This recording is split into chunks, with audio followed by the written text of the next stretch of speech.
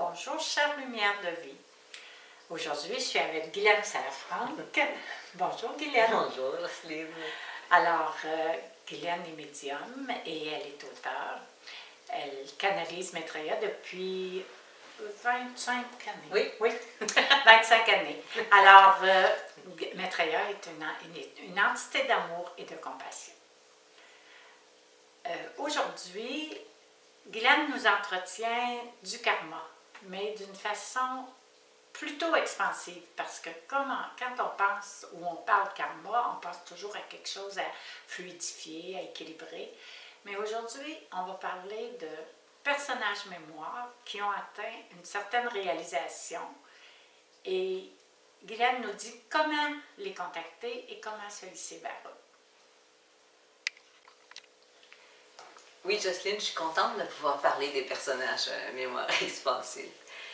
Donc, avant de s'incarner, quand on a préparé notre bagage assisté des maîtres, on a prévu d'amener avec nous des expériences expansives de d'autres vies, de d'autres existences.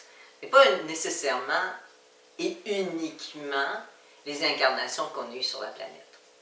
Mais il y a différentes possibilités dans les personnages karmiques. Il peut y avoir comme une vie où j'ai été, par exemple, un moine bouddhiste, où j'ai atteint un certain niveau d'éveil spirituel, et puis cette vie-là, j'ai bien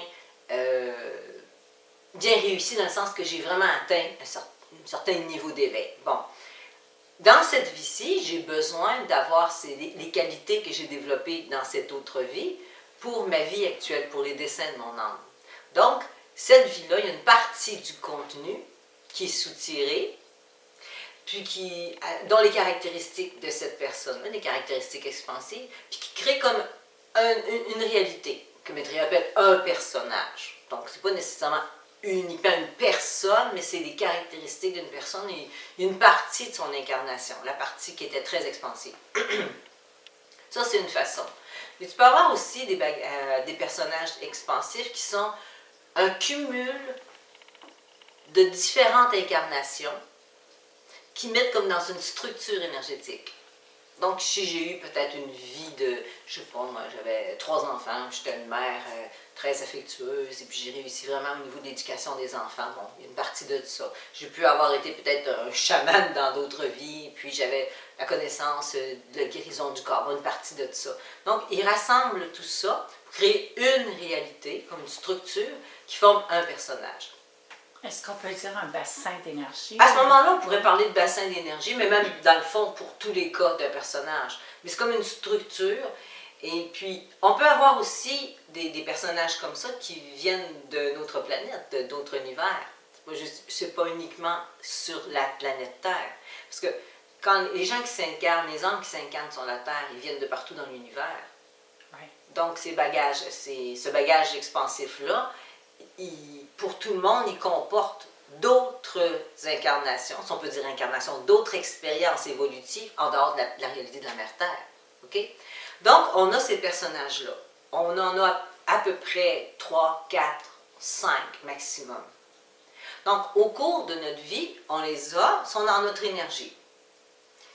Et on a nous dans les réalités actuelles, dans l'incarnation actuelle. Donc là, on avance au travers les thèmes d'apprentissage, les décors qu'on se crée, on avance dans nos expériences. Au fur et à mesure, par exemple, que là, je me sens interpellée par des qualités, comme si je me sens interpellée par la bonté, la bienveillance, le service, le don de soi, la compassion.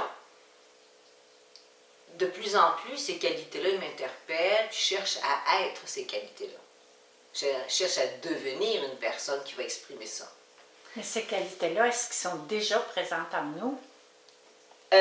Dans nos dons, on en a, puisqu'on est interpellé, mais on peut aller chercher un capital beaucoup plus important quand on accède à notre personnage mémoire.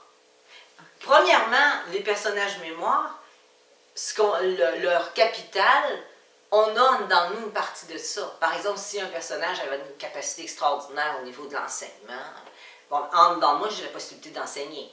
Okay? Mais j'ai pu l'avoir développé en partie. Mais surtout à travers, par exemple, si j'expérimentais ce que c'était l'enseignement, je pouvais avoir le goût de développer des qualités d'être un très bon enseignant.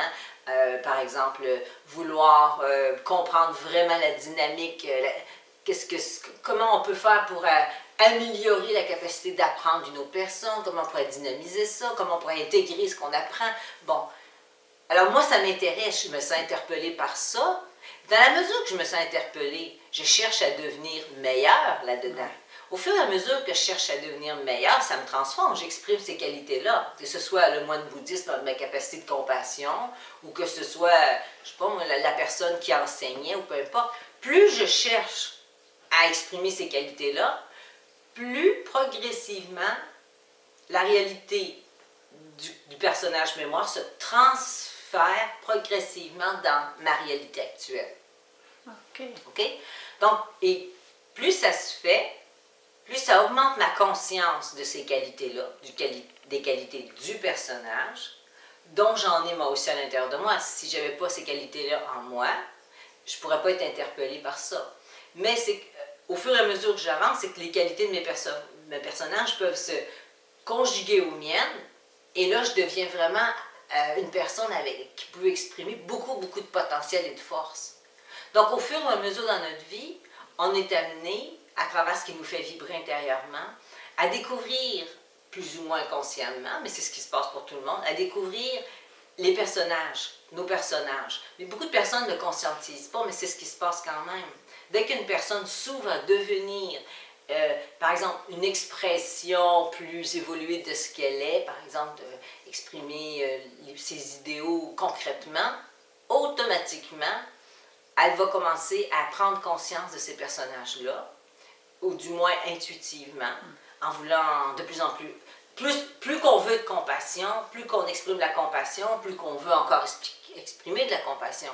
Plus on exprime de la bonté, ça produit quelque chose d'agréable à l'intérieur de nous quand on produit ce genre d'état d'être-là. On veut le reproduire et le reproduire.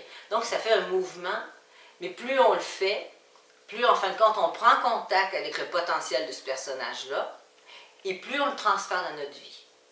Et dans cette vie-ci, on a la possibilité de créer un être nouveau, nous, mais vraiment en fusionnant ces personnages-là. Et puis, quand on s'incarne, on a des antécédents karmiques, bon, ce que les gens appellent le karma. Souvent, on entend effectivement plus parler de l'aspect à transcender, de ce que le rejet dans d'autres vies, bon, toutes sortes de choses comme ça. Mais ça, selon les enseignements de Maitreya, ce ne sont que ce n'est qu'une très très petite partie du bagage qu'on a ramené au niveau des antécédents karmiques. Parce que dans cette vie-ci, on est venu, oui, équilibrer des choses, mais ça, c'est qu'une partie. On a aussi la possibilité d'entamer quelque chose de complètement nouveau. Pas uniquement recommencer les mêmes choses. Si on ne s'ouvre pas à se transformer ou à exprimer nos valeurs profondes, toute l'expression de notre cœur et tout ça, oui, on peut répéter toujours les mêmes choses. Mais quand une personne s'ouvre à sa quête évolutive, elle explore, par exemple, les thèmes qu'elle a explorés, les thèmes d'apprentissage, mais à un moment donné, elle entre dans de la nouveauté. On est venu, oui, transcender des choses, mais ça, c'est qu'une partie. On a un potentiel, selon Maitreya, on est juste comme 25% de notre énergie dans l'antécédent karmique. Le 75%, c'est du potentiel qu'on a ramené pour créer vraiment quelque chose de complètement nouveau dans cette vie-ci. On n'est pas juste dans toujours la suite de quelque chose. On peut vraiment sortir d'une répétition, ensemencer quelque chose, puis créer quelque chose dans une autre réalité. Ce qui correspond finalement au désir humain de toujours vouloir s'améliorer, Oui. devenir meilleur, devenir Oui. une meilleure personne. Oui. OK.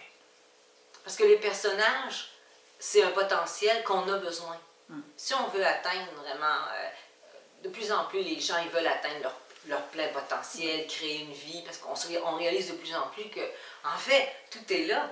On peut créer ce qu'on veut. Autour de moi, dans mon champ personnel, unifié, je peux accéder à n'importe quoi dans la mesure où moi, je dirige mon énergie vers ça. Donc, les personnages karmiques sont là vraiment pour nous donner nous permettent d'accéder à plus de capacités, parce qu'on a des acquis de d'autres vies. Quand on s'incarne sa planète, là, il y a une partie qu'on ramène avec nous qui est qu'est-ce que c'est vivre sur cette planète-ci.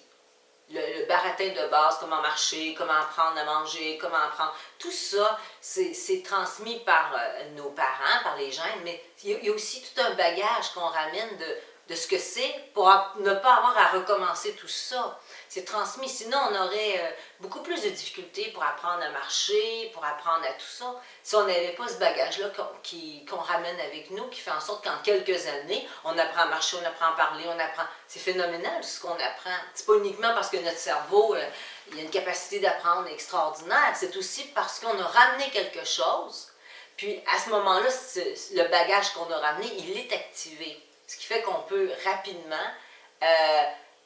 rendre opérationnelles les forces de la vie à travers nous, apprendre à marcher, apprendre à faire tout ce qu'on a besoin de faire. C'est la même chose avec les personnages. Finalement, c'est une continuité de notre évolution. Oui, absolument. C'est pas une coupure. Puis quand on est, pendant les premières années, sont transférés progressivement, est transféré progressivement le bagage d'antécédents karmiques. Donc ça se fait progressivement. Un enfant qui naît, sur lui ne porte pas immédiatement tout le poids ou toute la charge vibratoire de tous ses antécédents karmiques. Ça se fait progressivement.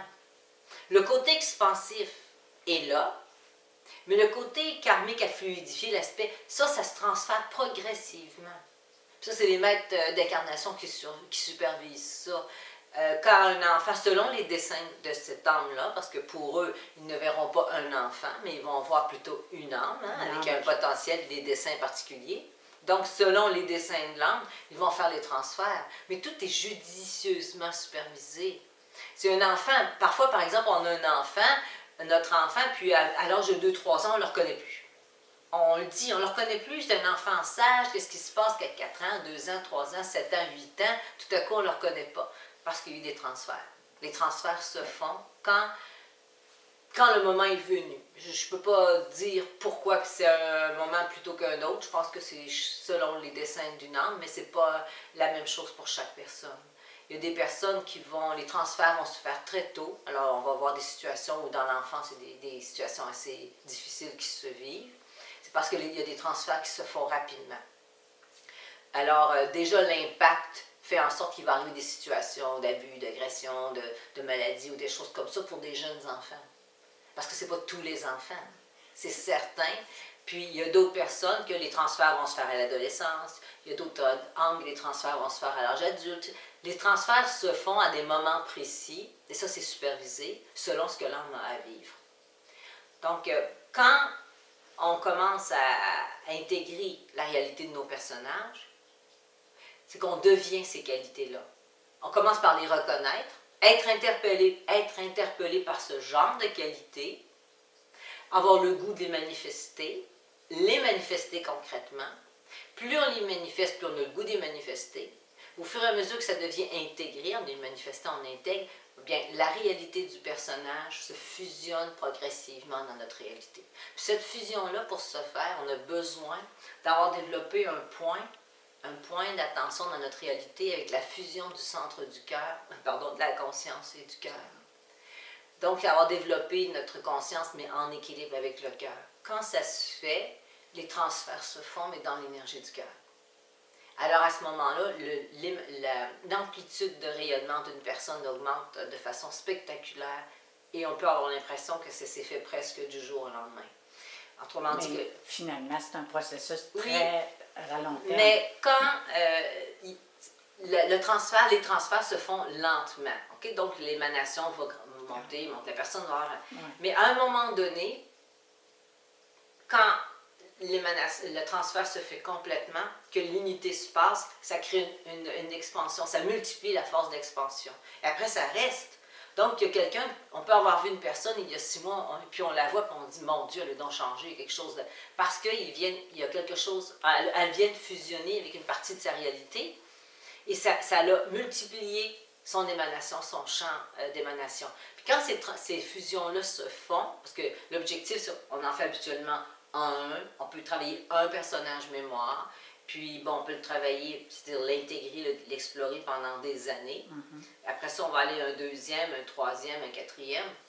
Mais ça, c'est l'histoire de toute une vie. À partir du moment où l'intégration est faite, elle n'a pas besoin d'être faite à 100%, mais qu'elle est faite suffisamment pour que ça devienne faisant partie de notre réalité présente, OK? On multiplie automatiquement nos dons, nos forces, puis on entre obligatoirement dans un autre aspect de notre action-mission. Parce qu'avant, on fonctionnait dans un cadre sans l'intégration de ces personnages-là. Donc, on avait accès, ça veut dire qu'on avait un taux vibratoire précis, on avait accès à un contenu X dans ce taux vibratoire précis-là. En changeant par la fusion, on change de taux vibratoire et là, on a accès à autre chose. Plus la vibration augmente, plus notre capacité d'accéder à de la création, de créer, autrement dit, consciemment augmente.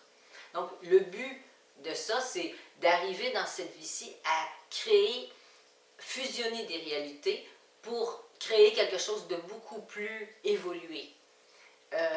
De plus en plus, on s'incarne avec des personnages, c'est plus complexe que ça, parce qu'il peut y avoir aussi des conjugaisons de personnages. Autrement dit, quand tu formes, par exemple, quand tu es en couple avec une personne, les personnages karmiques qu'un des deux conjoints, que les conjoints ont, quand le couple crée l'unité entre eux, donc une entité entre les deux, quand le couple s'installe dans une réalité vraiment de couple spirituel, les personnages karmiques de l'un vont aussi imprégner la réalité de l'autre.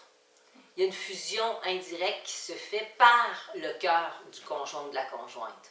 Autrement dit, si moi j'intègre mes personnages mémoire, je suis en relation avec quelqu'un, par la force d'amour et par l'entité qu'on a créée entre nous deux, mes personnages mémoire, dans la mesure où je les intègre, l'autre bénéficie de ces forces-là aussi. Donc, il y a des échanges qui se font comme ça. C'est la même chose entre une mère et son enfant. En fait, c'est la force de cœur qui va déterminer ça. Entre un père et son enfant, entre une mère et son enfant, entre deux amis. Plus il y a d'ouverture de cœur, plus il y a d'amour entre les personnes, plus on intègre nos personnages, il y a un transfert qui se fait aussi dans la réalité des autres. Un, ça aide les autres à intégrer leurs personnages. Mais deux, les qualités qu'on a intégrées, à partir du moment où ils sont intégrés, on peut les dispenser, on peut les disperser, on peut les ensemencer, on peut les stimuler sur les autres. Tout ce qu'on acquiert comme ça, qui s'imprègne dans l'intérieur de nous, devient une force active qui stimule dans les autres la même réalité. C'est toujours la collaboration, la fraternité, oui. L'unité entre nous, finalement, qui opère. Et ça opère même avec les animaux. Quand un être humain collabore avec un animal, ça fait, mettons, moi j'intègre mes personnages mémoire, dans la mesure où j'intègre, dans la mesure où j'ai un contact avec un animal, ça joue dans sa réalité. L'animal aussi va automatiquement être stimulé dans développer à sa manière, dans sa réalité à lui, des qualités. Comme un animal peut développer des qualités de bonté, de compassion et tout ça, au contact. C'est inné à l'intérieur des animaux, OK? Mais le fait de contacter un être humain, par exemple, qui aurait une certaine intégration de qualité d'être, mettons, il y a des êtres humains qui ont plein de bonté, plein de bienveillance, mais les animaux, ça les aide eux aussi. Et l'animal va aussi imprégner l'être humain de sa réalité. Ça se fait dans les deux sens. Ouais. Oui, donc, parce que quand on intègre nos personnages mémoire, on entre dans une multidimensionnalité. Donc, c'est pas juste une question que j'intègre mon personnage, c'est que la conscience s'ouvre à autre chose. Notre manière de voir la réalité devient différente. On accède à autre chose. On n'est plus limité par la pensée qu'on a en tant qu'être humain de séparation, que moi, je ne peux pas accéder à ce qu'il y a dans ton subconscient. On dépasse tout ça. Là, on est rendu qu'on peut accéder à l'information. On comprend que l'information, c'est partout. C'est pas dans la tête de quelqu'un, dans son corps, dans son cœur, c'est partout. Que ce soit un chat, un chien, une plante, on accède à toute cette information-là. Alors, plus qu'on intègre nos personnages, ça signifie ça qu'on ouvre la conscience, on ouvre notre conscience, on élève notre taux vibratoire. Donc, ça nous donne automatiquement accès à beaucoup de choses. Parce que ça veut dire, quand je suis rendue là, quand une personne est rendue là, ça veut dire qu'elle a fait tout un travail. Donc, ça lui permet d'avoir la possibilité aussi de reconnaître plein de choses. Elle peut reconnaître les personnages des autres. Et puis aussi, quand tu reconnais le personnage de quelqu'un d'autre, mais tu honores davantage la personne. Si tu reconnais tout ce qu'il y a de beau dans la personne, ben, tu vas être capable de...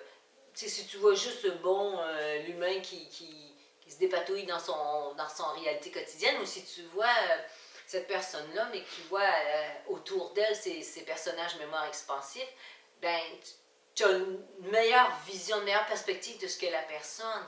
Et tant et aussi longtemps qu'on se voit les humains comme étant humains, point, c'est sûr que c'est plus difficile d'avoir autant de respect puis de s'honorer les uns les autres. Mais à partir du moment où on perçoit le sacré dans l'autre, et les personnages mémoire, c'est ça aussi qui est sacré. Parce qu'eux, ils l'ont intégré, la particule, l'ensemencement particulier du Créateur qu'on est. Eux, ils l'ont intégré. C'est pour ça qu'on les a ramenés, pour que ça puisse nous aider. Ou ils l'avaient intégré suffisamment, de façon suffisamment prononcée, pour que ce soit ramené comme un personnage expansif, parce que c'est toujours expansif. C'est important de faire la différence que les personnages expansifs, ça n'a rien à voir avec j'ai un conflit avec, par exemple, telle personne. Ça, c'est pas des personnages expansifs. On peut avoir des mémoires avec des gens, des personnages. Mais quand il y a des choses difficiles, ce ne sont pas des mémoires de personnages expansifs. Les personnages expansifs, quand on peut accéder aux mémoires, mais on accède aux mémoires que lorsqu'on est dans un processus initiatique. Ça explique aussi les affinités entre des personnes, des amis. Oui. Ça explique ça beaucoup aussi. Oui, absolument. Puis, comme je disais, à partir du moment où on développe et on intègre nos personnages mémoire, c'est parce qu'on est dans un processus initiatique. Et le but de cette initiation-là, ça dépend. Chaque personne a un but différent, mais habituellement, c'est vraiment d'atteindre un autre niveau de conscience. Mais le moyen, l'initiation, ça peut être... Il y a des initiations de détachement, hein, vraiment de détachement, de des initiations liées au pouvoir, de des initiations liées à toutes sortes de choses. Hein, ça dépend, c'est assez complexe. Tout ça, il y a beaucoup de types d'initiations. Mais c'est un fait que quand on chemine dans la découverte de nos personnages et dans l'intégration, la fusion, on est dans un processus initiatique. Et plus on est dans ce processus-là, plus on est capable de voir la réalité, je veux dire, avoir une vision de plus en plus globale de la réalité du Créateur, de la création. Puis, nos personnages mémoire sont importants pour notre action-mission. C'est un capital expérimental, un capital aussi existentiel qu'on a ramené, qui nous sert pour notre action-mission. Donc, plus on comprend ce contenu-là, plus ça nous aide pour notre action-mission. Ça nous donne des pistes, finalement, dans ça vers quoi on peut se diriger, ou on peut œuvrer. Oui. Puis ça, parfois, dans nos intériorisations, on le sent qu'on a été quelqu'un d'autre. Qu'à l'intérieur de nous, il y a des personnages sacrés, c'est-à-dire des gens qui ont une qualité vibratoire hors du commun. On le sent. C'est pas une question d'orgueil, parce que c'est chacun pour soi, dans son cœur, mais on le ressent. Et puis, c'est peut-être la première étape pour arriver à développer ce contact-là par nos personnages mémoire, c'est être attentif que quand on a ces sentiments-là, cette espèce de mouvement sacré qui passe à l'intérieur de nous, qu'on sait qu'on est plus grand que ce qu'on est, on sait qu'il y a quelque chose de plus puissant, on sent qu'on a accompli quelque chose de plus extraordinaire. Mais c'est ces mémoires-là, c'est quelque chose qui vient nous titiller dans la mémoire pour nous rappeler que ça existe. Donc c'est vouloir dans nos méditations. Bon, première étape, méditer. Ça, c'est la base de la base de la base. Hein? Donc, première étape, c'est méditer. Deuxièmement, c'est vouloir accéder et être informé par rapport à nos personnages mémoire. Après, être attentif à quelle qualité nous, on a le désir de manifester.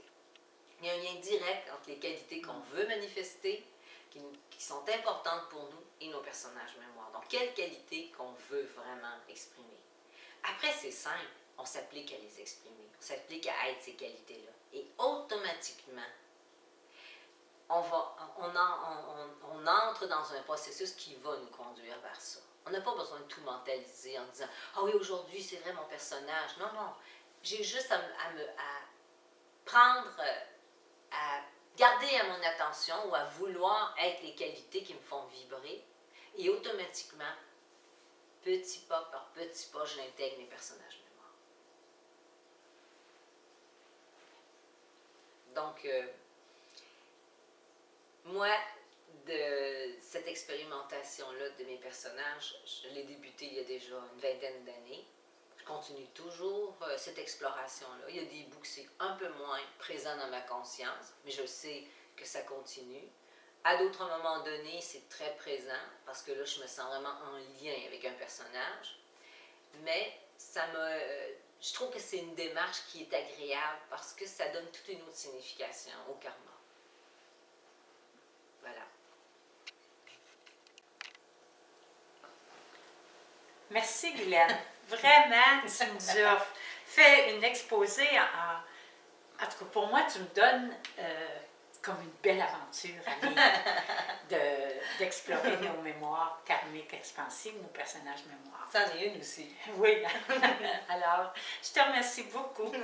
Et si vous voulez d'autres informations pour Guylaine, elle a un site. Oui, c'est www.maitreya.love.com. Merci, chère lumière de vie. À la prochaine. Prenez bien soin de vous.